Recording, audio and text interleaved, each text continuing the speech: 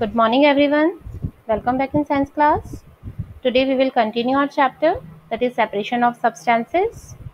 Okay. I have explained you about all the methods that we use for the separation. Okay. There is a last topic, that is saturated solution. Okay. So in today's class, I will explain you this topic. Okay. So let's start. Can water dissolve any amount of a substances? ठीक है, ये कह रहे हैं कि जो water है वो किसी भी अमाउंट के सब्सटेंस को डिसॉल्व कर सकता है. Means suppose we have a 1 glass of water and we add 2 spoon of salt in it. Okay, so it completely dissolve in water. तो वाटर में completely dissolve हो जाएगा. बट अगर हम उसके अंदर half glass of salt, means 1 glass हमारे पास water है और उसमें आधा ग्लास हमने सॉल्ट डाल दिया, तो क्या वो भी डिसॉल्व हो जाएगा पूरा उस वाटर के अंदर? नो. ठीक है, तो जो वाटर होता है, जो लिक्विड होता है, उसकी भी क्या होती है, कैपेसिटी होती है कि वो कितने अमाउंट के सब्सटेंस को अपने अंदर डिसॉल्व कर सकता है. तो इसे हम क्या बोलते हैं, सैचुरेटेड सॉल्यूशन बोलते हैं, कि इससे ज़्यादा अमाउंट उसके अंदर सब्सटेंस का डिसॉल्व नहीं हो सकता. तो वो जो सॉल्यूशन होता है वो कहलाता है आपका saturated solution.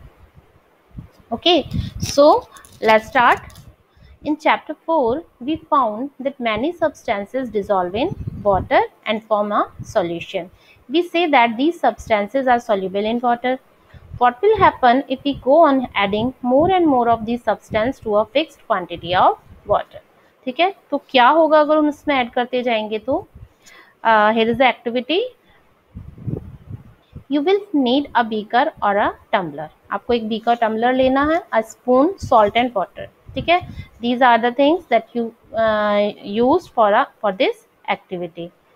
Pour half a cup of water in the beaker. आपको half cup of water उस beaker के अंदर डालना है. Okay. Add 1 teaspoon of salt. और 1 टीस्पून क्या करना है, उसमें सॉल्ट ऐड करना है. स्टर इट मीन्स उसको अच्छे से मिक्स करना है. Until the salt dissolve completely. तब तक वाटर जो सॉल्ट है उसके अंदर डिसॉल्व नहीं हो जाता. Again add a spoon of salt and stir well. Go on adding salt 1 teaspoon at a time and stir. ठीक है, तो ये प्रोसेस आपको कंटिन्यू करना है. 1 स्पून उसमें सॉल्ट डालते जाना है और उसको अच्छे से मिक्स करते जाना है. After adding a few spoons of salt, do you find that some salt remains undissolved and settles at the bottom of the beaker? ठीक है, कुछ स्पून्स सॉल्ट की डालने के बाद आपको लगेगा कि कुछ अमाउंट ऑफ जो सॉल्ट है वो आपका डिसॉल्व नहीं हुआ है और वो बीकर में नीचे सेटल डाउन हो गया है. If yes, this means that no more salt can be dissolved in the amount of water we have taken.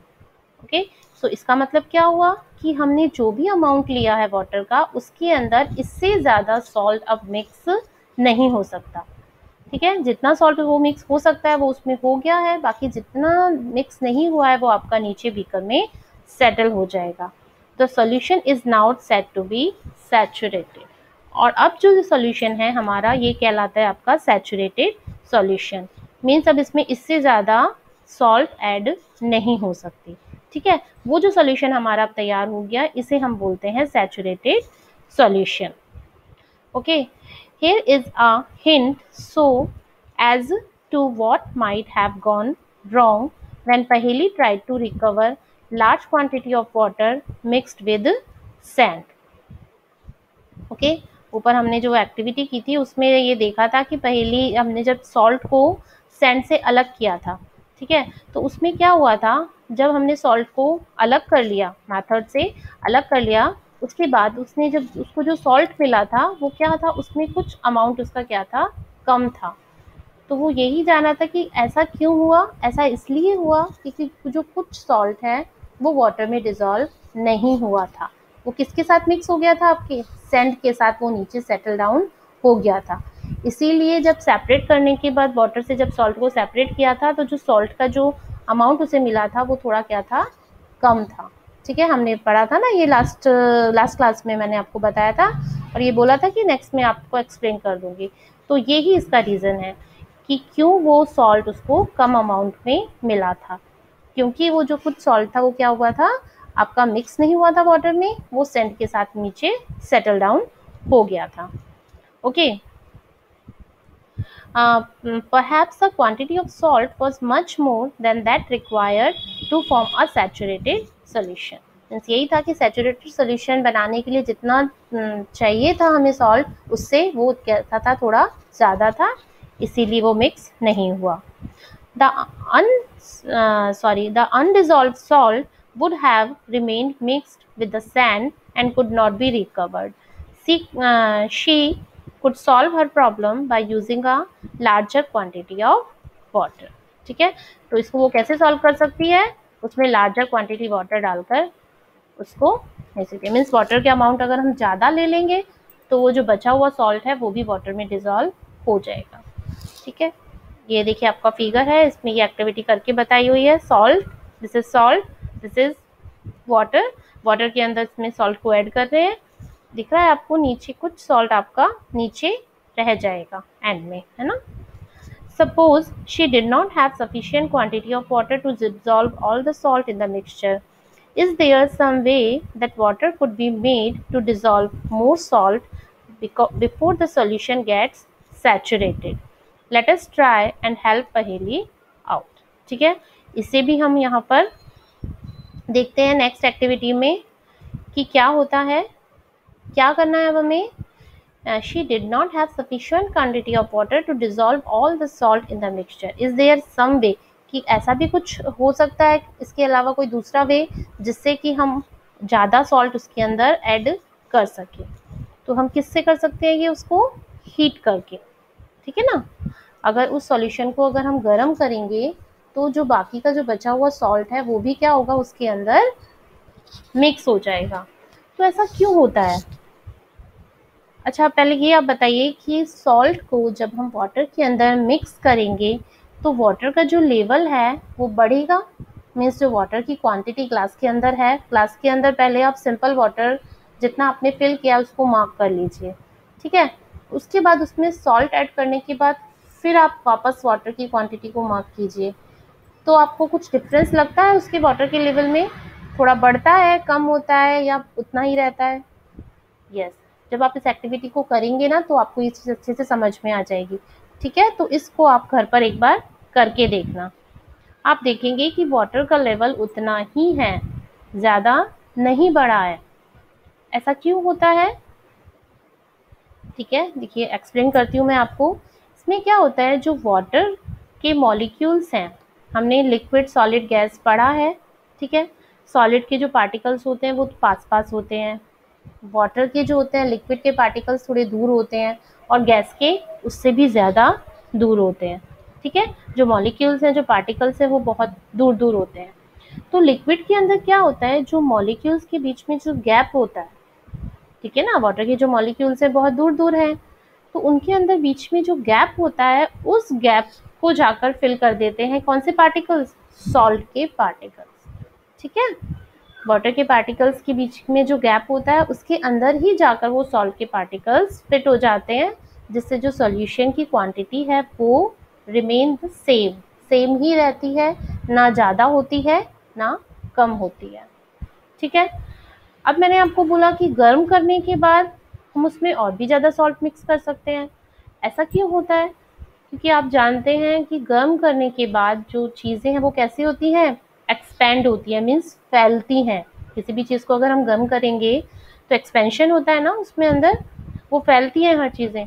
तो जो मॉलिक्यूल्स हैं जो थोड़े पास थे वो अब और भी ज़्यादा दूर हो जाएंगे गर्म करने के बाद, जिससे जो गैप है पार्टिकल्स के बीच में वो कैसा हो जाएगा, बढ़ जाएगा, और आप उसमें और भी ज़्यादा सॉल्ट और भी ज़्यादा सब्सटेंसेस को मिक्स कर सकते हो। ठीक है, नॉर्मल वाटर में अगर आप सॉल्ट मिक्स करेंगे तो थोड़ा कम सॉल्ट मिक्स होगा, लेकिन उसी सॉल्ट को अगर आप, ठीक है, हॉट वाटर के अंदर या गर्म वाटर के अंदर मिक्स करेंगे तो आप ज़्यादा सॉल्ट उसके अंदर मिक्स कर सकते हैं। Okay, I hope you will you can understand this. Okay, समझ में आ गया आपको ये। ओके, चलिए देखिए एक्टिविटी 9 करते हैं हम, क्या है। Take some water in a beaker and mix salt in it until it cannot dissolve any more salt. ठीक है, हम इसका सैचुरेटेड सॉल्यूशन हमने बना लिया है कि इससे ज़्यादा अब इसमें मिक्स नहीं होगा. This will give you a saturated solution of salt in water. ठीक है. Now add a small quantity of salt to this saturated solution and heat it. इसको क्या करना है, आपको गर्म करना है. What do you find? What happens to the undissolved salt in the bottom of the beaker? Does it dissolve now?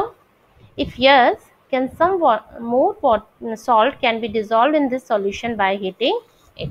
ठीक है, गर्म करने के बाद हमने देखा कि हम उसके अंदर और भी ज़्यादा सॉल्ट क्या कर सकते हैं, मिक्स कर सकते हैं. अभी मैंने आपको इसका रीज़न बता दिया है. ओके, फिर क्या बोल रहे हैं, let this hot solution cool. इसे क्या करना है, आपको ठंडा करना है.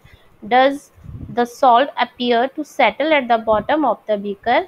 अगेन, उसको ठंडा करने के बाद क्या वापस सॉल्ट उस बीकर में नीचे आ जाता है क्या?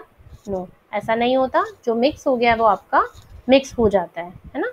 The activity suggest that larger quantity of salt can be dissolved in water on heating. ठीक है, हीटिंग के बाद हम उसके अंदर ज़्यादा क्वांटिटी ऐड कर सकते हैं. ओके, चलिए. Now, does water dissolve equal amount of different soluble substances? Let us find out. ठीक है, अब नेक्स्ट एक्टिविटी आपकी किस पर बेस है, कि ये बताने के लिए कि वाटर के अंदर बहुत सारे सब्सटेंसेस सॉल्युबल हो सकते हैं. अभी तो हमने सॉल्ट का एग्जांपल पढ़ा है, but sugar cane also mix in water. Okay, dissolve हो जाती है कम्प्लीटली. तो क्या शुगर और सॉल्ट का सेम अमाउंट सैचुरेटेड सॉल्यूशन बनाता है वाटर में? कि मीन्स अगर हमने 5 टीस्पून ऑफ सॉल्ट लिया है सैचुरेटेड सॉल्यूशन बनाने के लिए, तो क्या उतनी ही क्वांटिटी में शुगर भी चाहिए हमें? नो. ठीक है, तो सब जो सब्सटेंस होते हैं जितने भी, उनका सबका क्या होता है, अमाउंट अलग अलग होता है सैचुरेटेड सॉल्यूशन बनाने के लिए. वाटर क्या होता है, सबके साथ इक्वल क्वांटिटी में सैचुरेटेड सॉल्यूशन नहीं बनाता. ठीक है, क्योंकि क्या होता है, आपको दिखा है शुगर के जो पार्टिकल्स होते हैं वो थोड़े क्या होते हैं, बड़े होते हैं. तो वो ज़्यादा गैप लेंगे, ज़्यादा स्पेस लेंगे उसमें फिट होने के लिए. तो शुगर आपको जो कम शुगर है वो चाहिए सैचुरेटेड सॉल्यूशन बनाने के लिए, और सॉल्ट कैसा चाहिए, आपको ज़्यादा चाहिए. So here is the activity 10. Take some glasses and pour half a cup of water in each of them. ठीक है, उसमें हाफ कप वाटर आप फिल कर लीजिए. Add a teaspoon of salt to 1 glass and stir till the salt dissolve. Go on heating salt 1 teaspoon at a time till the solution saturates. ठीक है, record the number of spoons of salt that dissolve in the water in table 5.2. Now repeat the same activity with sugar. Repeat this with some other substances they are soluble in water. What do you notice from table 5.2? Do you find that water dissolve different substances in different amount? Okay, यही हमने 2 beaker लिए हैं. एक में हमने salt को mix किया, एक में हमने शुगर को मिक्स किया. तो हम देखेंगे कि सॉल्ट से जब हम सैचुरेटेड सॉल्यूशन बना रहे हैं तो हमें ज़्यादा चाहिए सॉल्ट, और जब हम शुगर का बनाते हैं तो उसमें हमें कम शुगर लगती है. ठीक है, तो इसी तरीके से हम बहुत सारे सब्सटेंसेस के साथ में इस तरह प्रोसेस को करके देख सकते हैं, इस एक्टिविटी को देख सकते हैं. लेकिन वो ही सब्सटेंस काम में लेने हैं जो डिजॉल्व हो जाते हैं वाटर के अंदर, कंप्लीटली डिजॉल्व हो जाते हैं, सॉल्युबल होते हैं वाटर में. उन्हीं सब्सटेंस के साथ हम इस एक्टिविटी को करके देख सकते हैं. Okay, so we have discussed a few methods of separating substances. Some of methods of separation present in this chapter are also used in a science laboratory. जो भी हमने methods अभी तक पढ़े हैं, evaporation, decantation, sedimentation, seeing, winnowing, hand picking, बहुत सारे ऐसे मेथड्स हैं जो आपके साइंस लेबोरेटरी के अंदर भी काम में आते हैं. We also learned that a solution is prepared by dissolving a substance in a liquid. और हमने क्या पढ़ा है कि जो सॉल्यूशन होता है वो तैयार होता है किससे, किसी भी सब्सटेंस को लिक्विड में डिसॉल्व करने के बाद हमें सॉल्यूशन मिलता है. ठीक है, and solution is said to be saturated if it can not dissolve more of the substance in it.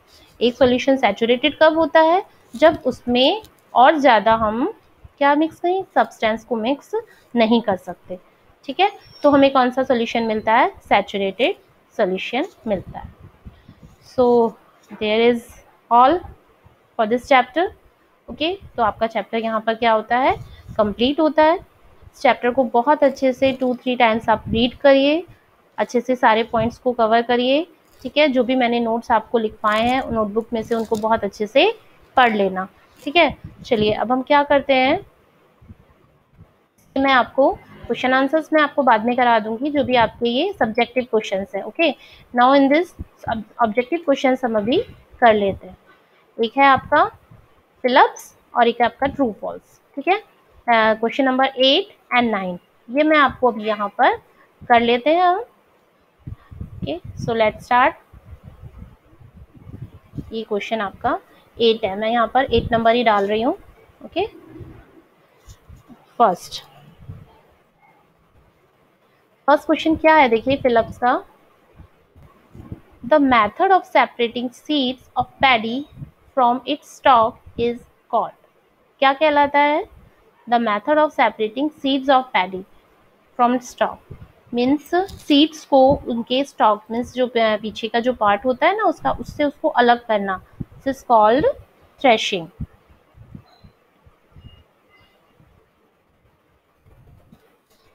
ये प्रोसेस क्या कहलाता है आपका? थ्रेशिंग कहलाता है। Now next, when milk cooled after boiling, it poured onto a piece of cloth.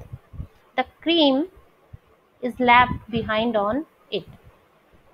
This process of separating cream from milk is an example of, क्या कह रहे हैं, जब हम मिल्क को क्या करते हैं, ठंडा करते हैं बॉईल होने के बाद, ठीक है। मिल्क को हमने बॉईल किया, उसके बाद वो ठंडा हो गया, उसके बाद हमने उसको क्या किया, एक पीस ऑफ क्लॉथ से उसको छाना हमने उसे, तो क्या होगा, उसकी जो मलाई होती है ना, उसके अंदर जो क्रीम होती है वो ऊपर रह जाती है क्लॉथ पे, और जो मिल्क है वो आपका नीचे चला जाता है। तो ये प्रोसेस आपका क्या कहलाता है, क्या कहलाएगा ये? Yes, this is called filtration.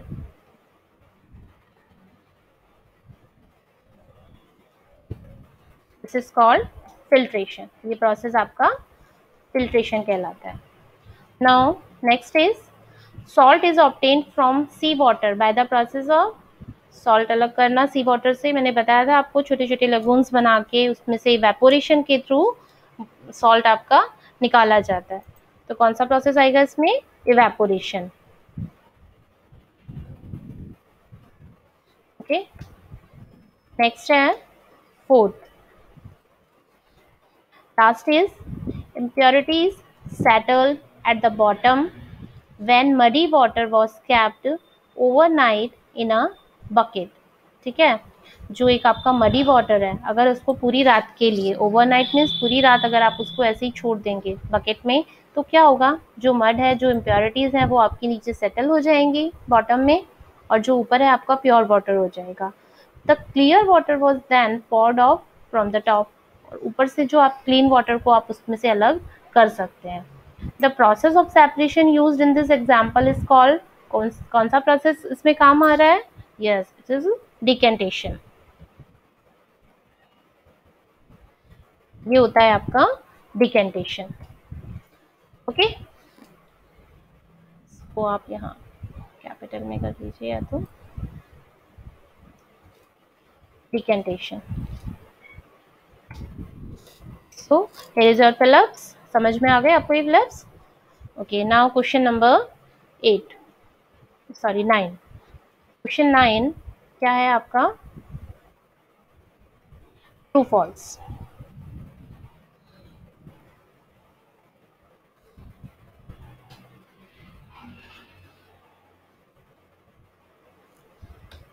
इन्हें अच्छे से अपनी बुक के अंदर, आप नोटबुक के अंदर इन्हें कर लेना। ओके, ये जो सब्जेक्टिव हैं आपके आंसर्स, ये मैं आपको बाद में करवा दूंगी। देखिए फर्स्ट इसमें क्या है, a mixture of milk and water can be separated by filtration, ठीक है। मिल्क और वाटर सॉल्युबल हैं, एक दूसरे के अंदर मिक्स हो जाते हैं, तो उन्हें आप फिल्ट्रेशन से अलग कर सकते हैं? कर सकते हैं? नो, उन्हें हम फिल्ट्रेशन से अलग नहीं कर सकते। So this is false. Second है, a mixture of powdered salt and sugar can be separated by the process of winnowing. Process से हम उन्हें अलग कर सकते हैं, सॉल्ट और शुगर को? नो, नहीं कर सकते। क्यों नहीं कर सकते? Because these are both are, कैसे हैं आपके ये दोनों? लाइटर हैं। वेट कैसा है इनका? दोनों का इक्वल है लगभग ना। सॉल्ट जो होता है और शुगर होता है, दोनों के पार्टिकल्स कैसे होते हैं? लगभग सेम साइज के ही होते हैं, है ना? तो इन्हें हम विनोइंग से अलग नहीं कर सकते। विनोइंग प्रोसेस में क्या होता है? हैवी पार्टिकल्स जो है वो आपके नीचे गिरते जाते हैं, और जो लाइटर होते हैं वो आपके ब्लोइंग विंड्स की हेल्प से क्या होते हैं, आपके दूर चले जाते हैं। ठीक है, बट इस प्रोसेस में हम ऐसा नहीं कर सकते, बिकॉज जो दोनों ही पार्टिकल्स हैं वो आपके कैसे हैं? सेम साइज और सेम वेट के हैं, तो इसीलिए हम इन्हें विनोइंग प्रोसेस से अलग नहीं कर सकते। So this is also false. Third third है आपका, separation of sugar from tea can be done with filtration. Tea के अंदर से, tea means prepare tea, tea leaves की बात नहीं हो रही है यहाँ पर, टी की बात हो रही है। जो आपकी चाय बनके जब तैयार हो जाती है ना, उसकी बात हो रही है। उसमें से आप शुगर को अलग कर सकते हैं फिल्ट्रेशन से? No. It is just like आपने जो ऊपर पढ़ा था, मिल्क एंड वाटर को जिस तरह से अलग नहीं कर सकते, इसी तरह से हम टी में से शुगर को अलग नहीं कर सकते ना। So this is also false. ठीक है, अगर यहाँ टी लीव्स होता है तो हम उसको कर सकते हैं अलग, बट अगर इसकी बात करें तो हम, अगर टी और शुगर की बात करें तो उसमें से हम उसे अलग नहीं कर सकते। Okay, so the last, grain and husk can be separated with the process of decantation. ठीक है, ग्रेन में से मीन्स व्हीट है, ठीक है, और क्या बार्ले है, मतलब आपके गेहूं बाजरा, ये जो होता है इसके अंदर से हस्क पार्टिकल्स को अलग करना है। तो डिकेंटेशन से हो सकता है क्या? इतने बड़े लार्ज स्केल पर ये प्रोसेस डिकेंटेशन से नहीं हो सकता। ठीक है, इसे हम नहीं कर सकते डिकेंटेशन प्रोसेस से, तो इसके लिए हमें क्या होगा यहाँ पर? ये भी क्या है आपका? फॉल्स है। ठीक है, तो ये चारों ही आपके क्या हैं? फॉल्स है। Okay, so question number 1 to 7 and 10, ये क्वेश्चन मैं आपको नेक्स्ट क्लास में आपको मैं करवा दूंगी। तब तक आप इन दोनों ऑब्जेक्टिव टाइप क्वेश्चंस को अपनी नोटबुक के अंदर कर लेना। Okay, thank you.